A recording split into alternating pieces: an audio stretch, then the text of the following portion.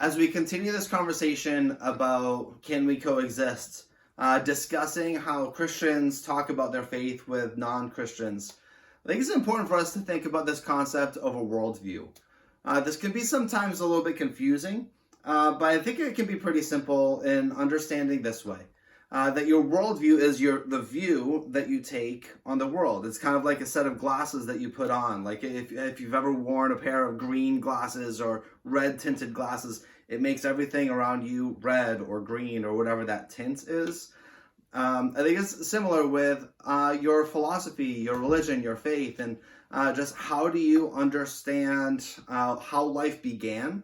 How do you understand what the meaning and purpose of a good life really is, and what's wrong with the world, and what's the destiny of how will things be made right again?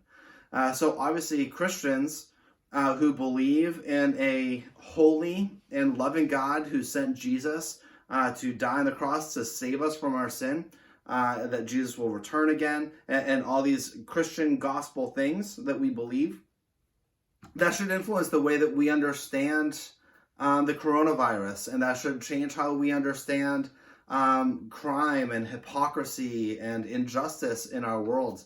And on the other side, we have atheists who believe there is no God, or that you just can't know whether or not God exists. Obviously, that will have a similar impact on your life. And so in general, the atheistic worldview is a naturalistic one that says, if it can't be proven by the laws of nature, then it's not real, it's not true. That the only things that are unchangeably true are things that can be proven by science and by nature. And so since God cannot be proven, we can't know if God exists.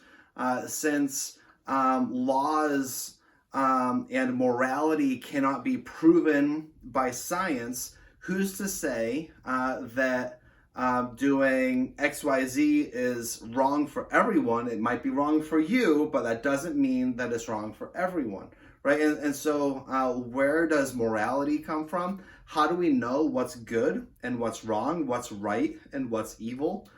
And so it kind of undermines these foundations of how we live. And this is why so many people live with different values and different codes of just good and bad, right and wrong, because they believe that if it's not scientifically proven, then it's kind of up for discussion, and just whatever works for you is what works for you, and that's really cool.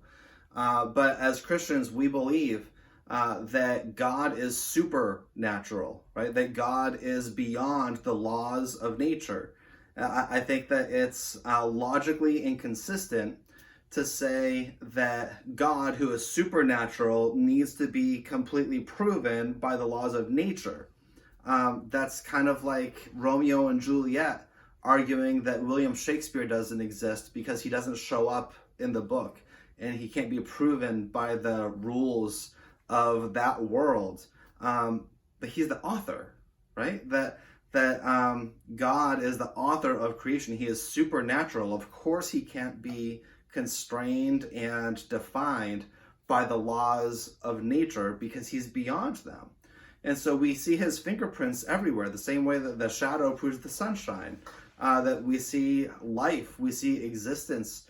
We see this general sense of everyone saying murder is wrong, don't kill people, as evidence of the goodness and the sense of holiness of life itself. And so I want to encourage us to think about, what is your worldview? How do you see and understand the world? Last I want to give you is this recommendation for a book called Confronting Christianity. And it's 12 hard questions for the world's largest religion. It's written by this woman, Rebecca McLaughlin, and it is an excellent book talking about, does it make sense to be a Christian? Are Christians just stupid people who check their brains at the door and who don't think consistently and who ignore science? But instead, she talks about her conversations, her friendships, her interactions with some of the most brilliant scientists in our day, and throughout history, talking about how many of them are Christians who started out as atheists, dug into the world of science and said, there's more to this than science can explain. And so it's a great resource. I'm going to post some of her videos in the playlist down below. So check out some of those in the playlist on apologetics. And think about and consider, what is your worldview? Do you live as a self-professed Christian with an atheistic worldview? Or do you live with a Christian worldview who says God is holy and God is love and God is gracious, and we live according to the worldview that's put forward in the Holy Scriptures of the Bible?